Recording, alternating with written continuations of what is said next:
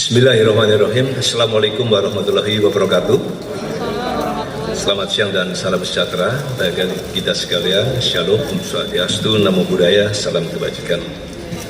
Yang saya hormati rekan-rekan tim sus hadir lengkap. Yang saya hormati rekan-rekan media yang sudah hadir, terima kasih atas kehadirannya. Rekan-rekan sekalian, atas izin Bapak Kapolri selalu menekankan kepada tim sus bahwa untuk mengungkap kasus pembunuhan berencana terhadap almarhum Brigadir J, ungkap seterang-terangnya. Kemudian beliau menambahkan, kedepankan scientific crime investigation. Itulah yang dikerjakan. Oleh karena itu, penyidik dan tim sus ini bekerja maraton, terutama kepada 4 tersangka, yaitu FS, KM, RE, dan RE secara maksimal melengkapi pemberkasan perkaranya. Kemarin sudah dilaksanakan gelar untuk dilaksanakan kelengkapan berkas perkara. Terhadap keempat tersangka ini, penyidik insya Allah selesai ini akan menyerahkan berkas perkara 4 tersangka tersebut kepada kejaksaan selaku JPU, jaksa penuntut umum. Selesai rilis ini. Selanjutnya rekan-rekan sekalian, tim sus khususnya dalam pemeriksaan khusus per hari ini kita telah melaksanakan pemeriksaan khusus terhadap anggota-anggota kita sebanyak 83 orang. Kemudian yang sudah direkomendasi untuk di penempatan khusus sebanyak 35 orang yang sudah direkomendasikan. Yang sudah melaksanakan patsus, yang sudah ditempatkan khusus sebanyak 18, tapi berkurang 3. Berkurang 3 yaitu 1 FS karena sudah jadi tersangka, RR juga sudah jadi tersangka, dan RE karena sudah menjadi tersangka. Kemudian rekan-rekan sekalian, dari personil yang sudah dipatsuskannya ada 15 orang, penyidik melakukan pemeriksaan mendalam, maka terdapat 6 orang dari hasil pemeriksaan yang patut diduga melakukan tindak pidana, yaitu obstruction of justice, menghalangi penyidikan. Oleh karena itu, dalam waktu dekat, saya ulangi namanya, tentu 1 FS, kedua BJP HK, yang ketiga KPP ANP, yang keempat AKBP AR, yang kelima Kompol BW, dan yang keenam Kompol CP. Kalau untuk FS tentu sudah. Nah, yang kelima yang sudah dipatsuskan ini dalam waktu dekat juga akan kita limpahkan ke penyidik. Nanti secara teknis saya kira penyidik akan menjelaskan prasangka pasalnya, saya kira nanti teknisnya. Oleh karena itu nanti akan dilakukan ditingkatkan penyidikan lebih lanjut, nanti akan dijelaskan oleh Bareskrim. Rekan-rekan sekalian, penyidik juga telah melaksanakan pemeriksaan mendalam dengan scientific crime investigasi, termasuk dengan alat bukti yang ada, dan sudah dilakukan gelar perkara. Maka penyidik telah menetapkan saudari PC sebagai tersangka. Nah, nanti untuk prasangka pasalnya nanti dari penyidik yang akan menjelaskan. Selanjutnya rekan-rekan sekalian, penyidik juga akan terus melakukan gabungan. Kemudian rekan-rekan juga mendengar ada 2 laporan polisi yang sudah dihentikan oleh Bareskrim. Maka sudah menjadi tanggung jawab tim sus gabungan yang terdiri dari Itwasum, Kabareskrim dan Propam akan melaksanakan audit investigasi terhadap 2 laporan polisi yang diterbitkan oleh Polres Jakarta Selatan. Ini sedang berjalan. Nah, tentu hasilnya nanti berikutnya. Tapi intinya Dengan lanjutkan dua elemen tersebut, kita akan lakukan pendalaman melalui audit investigasi. Inilah poin-poin yang dapat saya sampaikan. Tentunya ke depan tim sus terus akan melakukan pemeriksaan terhadap anggota-anggota yang memang waktu diduga terlibat dalam kasus pembunuhan berencana terhadap almarhum Brigadir J. Kami dari tim sus dan Bapak Kapolri menyampaikan ucapan terima kasih kepada tentunya Komnas HAM dan Kompolnas yang memang terus melakukan pengawalan dan pengawasan dalam proses penanganan kasus ini. Kami juga mengucap terima kasih pada rekan media dan masyarakat Indonesia yang memberikan support dan dukungan kepada kita sekalian, sehingga kita bisa mempermudah pengungkapannya secara terang benderang dan transparan. Saya kira itu poin-poin dari saya, selebihnya nanti dari Pak Reskrim akan menjelaskan. Sekian, terima kasih. Assalamualaikum warahmatullahi wabarakatuh.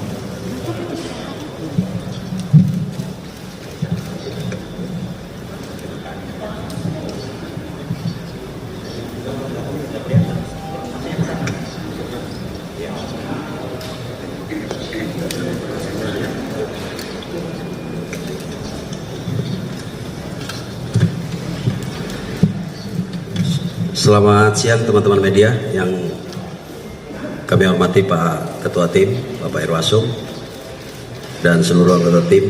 Atas izin beliau, saya menyampaikan secara langsung terkait dengan hasil perkembangan penyidikan kasus pembunuhan berencana terhadap Brigadir Joshua. Dari serangkaian proses penyidikan yang telah dilakukan sampai dengan hari ini, penyidik telah melakukan pemeriksaan sebanyak 52 orang saksi, termasuk di dalamnya adalah ahli terkait dengan DNA, balistik metalurgi, ahli kedokteran forensik, termasuk analis digital dan inavis. Kemudian termasuk melakukan penyitaan sejumlah barang bukti. Nah, perlu saya sampaikan kepada rekan-rekan media, alhamdulillah CCTV yang sangat vital yang menggambarkan situasi sebelum, sesaat dan setelah kejadian di Duren 3 itu berhasil kami temukan. Ya, berhasil kami temukan dengan sejumlah tindakan penyidik. Dari hasil penyidikan tersebut, tadi malam sampai pagi sudah dilakukan sejumlah kegiatan pemeriksaan konfrontir. Tadi juga sudah disampaikan oleh Bapak Ketua Tim bahwa Ibu PC sudah ditetapkan sebagai tersangka. Ya. Banyak teman-teman mungkin yang bertanya, ini kapan diperiksa? Ya, kita sebenarnya yang bersangkutan sudah kita lakukan pemeriksaan sebanyak 3 kali. Seyogyanya juga kemarin harusnya yang bersangkutan kita periksa, tetapi kemudian muncul surat sakit dari kedokteran, dari dokter yang bersangkutan, dan meminta untuk istirahat selama 7 hari. Tanpa kehadiran yang bersangkutan, kemudian penyidik melakukan gelar perkara, dan berdasarkan 2 alat bukti, yang pertama adalah keterangan saksi, kemudian bukti elektronik berupa CCTV, baik yang ada di Saguling, di lokasi Saguling, maupun yang ada di dekat TKP, ya, yang selama ini menjadi pertanyaan publik, yang diperoleh dari DVR Pos Satpam. Inilah yang menjadi bagian daripada circumstantial evidence atau barang bukti tidak langsung yang menjadi petunjuk bahwa PC ada di lokasi sejak di Saguling sampai dengan di Duren 3 dan melakukan kegiatan-kegiatan yang menjadi bagian daripada perencanaan pembunuhan terhadap Brigadir Joshua. Selanjutnya juga pada kesempatan hari ini kami sampaikan kepada rekan-rekan media bahwa 4 berkas perkara tersangka sebelumnya, yaitu Saudara FS, Saudara RR, Saudara RE, dan Saudara KM, hari ini akan kita laksanakan pelimpahan ke kejaksaan atau tahap 1 untuk kemudian nanti akan dipelajari oleh teman-teman jaksa penuntut umum. Saya kira demikian yang bisa saya sampaikan. Demikian Pak Irwasum. Pak Asep. Baik, kami mohon Direktur Cyber untuk bisa menjelaskan singkat tentang ke-6 personil yang melakukan tindakan obstruction of justice yang menghalangi penyidikan. Saya persilakan. Baik, terima kasih Bapak Irwasum. Yang terhormat Pak Irwasum, Pak Kabak Interkam, Pak Kabar Eskrim, dan seluruh hadirin sekalian. Yang saya hormati rekan wartawan, sedikit saya akan menjelaskan tentang perkara yang berkaitan dengan masa DVR. Dalam perkara menghilangkan, memindahkan, serta mentransmisikan secara elektronik sehingga tidak bekerja sebagai mestinya. Sesuai laporan polisi nomor LPA 0446 8 2022 di TV Cyber Baris Krim Polri tanggal 9 Agustus 2002 telah dilakukan pemeriksaan sebanyak 16 orang saksi untuk saat ini. Mungkin nanti bisa berkembang. Dalam hal ini kita bagi menjadi 5 klaster.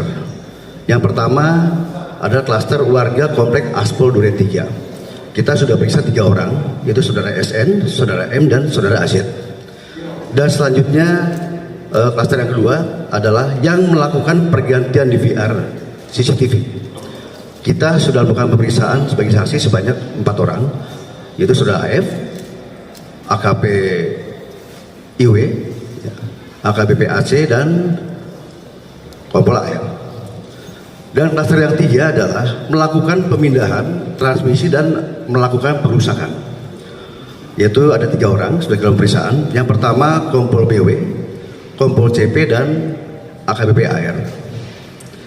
Dan yang keempat, klaster keempat adalah yang menyuruh melakukan, baik itu memindahkan dan perbuatan lainnya, yaitu izin FS, BJP HK, dan juga KBP AN. Dan klaster yang kelima perlu saya sampaikan adalah ada 4 yang kita periksa. Yang pertama AKP DA, AKP RS, AKBP RRS, dan Bribka DR.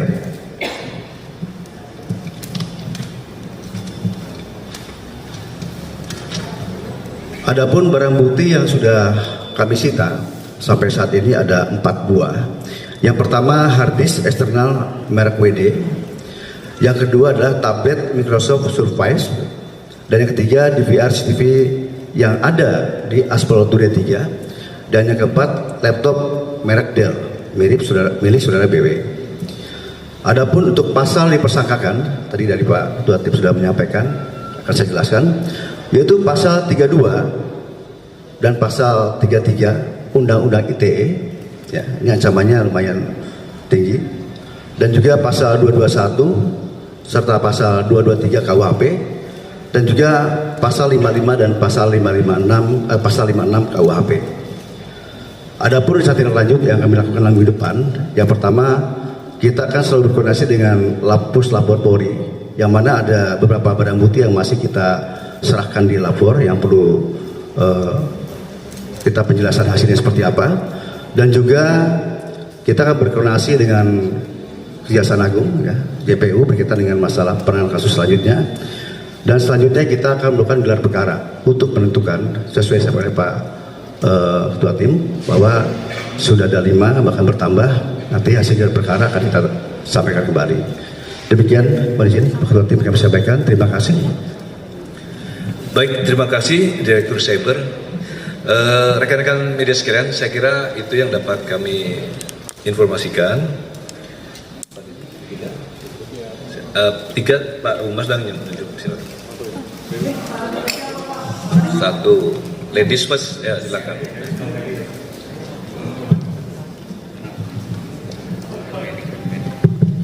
Assalamualaikum Pak, saya Laili dari kantor Berita Antara. Pak, pertanyaan ada beberapa. Pertama untuk Pak Irwasum terkait Ferdi Sambo. Ferdi Sambo sesuai dengan Perpol 7 nomor 22 itu kan statusnya apakah sudah di PPDH kan atau bagaimana? Yang kedua tentang PC Pak. Ibu PC sudah ditetapkan sebagai tersangka. Dia akan ditahan atau tidak? Kalau ditahan apa pertimbangannya? Kalau tidak apa pertimbangannya? Begitu dulu Pak. Terima kasih. Baik. Langsung saya dijawab ya. Baik. Sampai tadi Pak Andi sudah menyampaikan turut serta. Belum. Pasal Ibu PC. Jadi pasal yang kami persangkakan terhadap saudari PC itu adalah pasal 30, surat lagi pasal 340, subsidiar 338, junto pasal 55, junto pasal 56 KUHP. Sudah dijawab Pak ya?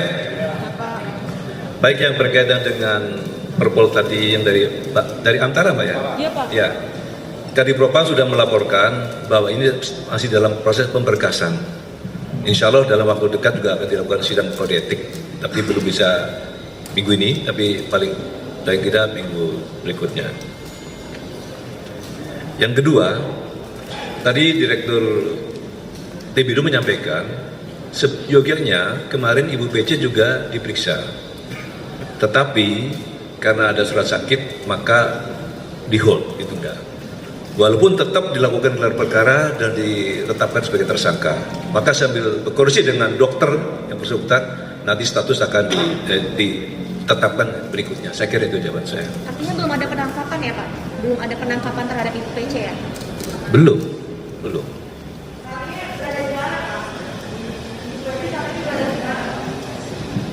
Di kediaman, di rumah. Cukup? Ya. Nanti selanjutnya Pak Kadip bisa. Baik, terima kasih. Assalamualaikum warahmatullahi wabarakatuh.